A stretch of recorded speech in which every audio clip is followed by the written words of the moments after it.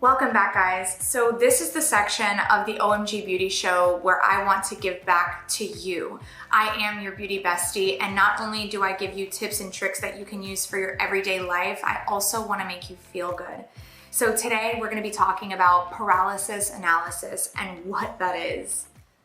Someone with paralysis analysis would be somebody who commonly overthinks in their head, or they have repetitive thoughts. The decision is indecision. And people who suffer from analysis paralysis like myself, and that's why I know so much about it, is that we get so in our head about what we have to do that we actually do nothing at all.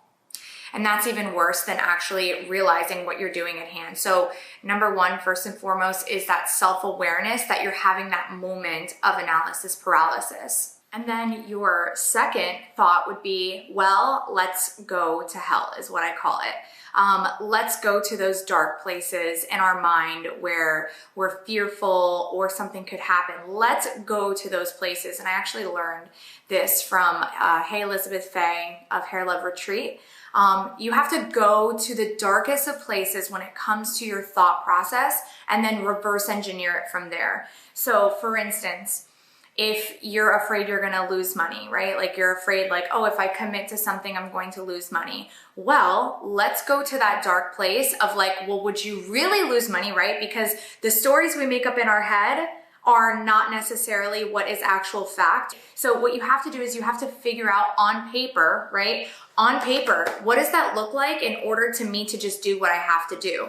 When you don't plan, you plan to fail. And a lot of people that do have analysis paralysis, they're not planning in their head, they're just overthinking and they have repetitive thoughts. Okay, so now you have a plan in place. You have a plan in place, you know where you're gonna get the money, and I'm only gonna use money as an example because I feel like a lot of people can relate to that. You have a plan in place, right? But then what do you do to execute your plan? You set times, you set dates, you set commitments, right? Because our anxiety has to be held accountable. And I actually wrote this down because I do have a OMG Diaries series on Salon Evo magazine. And I said, we need to make our anxiety accountable and digest the physical, rational, logical, and even emotional side of our anxiety. So what you have to do is you have to compartmentalize everything in your life when it comes to moving forward beyond that paralysis. All right, so your physical is where you're actually at. So making sure that when you do go for that job interview, or maybe when you do wake up in the morning, it's everything from just brushing your teeth and fixing your hair. That can just make all the difference in the world. The rational side, you have to say, is this real? Is this true? Is this me living my truth that I can't get over my fear and anxiety of what the situation is?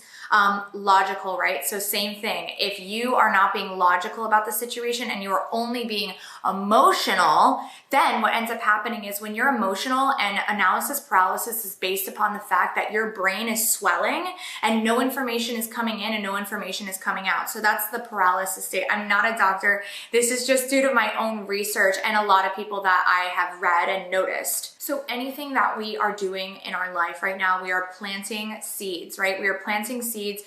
We are shoved into the ground, dirt on top of us, moistury mud, right? So we're like, God, I can't even see the forest through the trees after this. But let me tell you what, in the middle of the tunnel, it's always the darkest.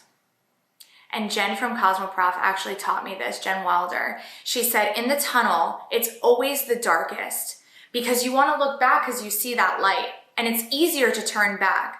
But if you just keep trusting yourself and moving forward, that's when you see growth. That's when you see progression. And in our mind, what we think is catastrophic and we're muddy and we're wet, all of a sudden that sun comes down on us and we sprout, right? And we start to relish in our thought process of how grateful we are. And that's why gratitude is a massive, massive key tool for you guys to really implement in your day. So there is something that I say every single morning, and it's, I love my life, I love my life, I love my life. And you will become to love your life. It is factual that you can speak into existence what is going on around you. Because it's not what happens to you, it's how you react to it. And that's what we have to really start remembering when it comes to our analysis paralysis. So I have a quote that I've written down here is, if we're negative and we think we're broke, do you think that when you don't speak gratitude in the mist that you'll be grateful in the glory? No, you won't. You won't be grateful even if it comes to you because your mind is so poisoned. And that's why we need to make habits of what we say to ourselves in order to be kind.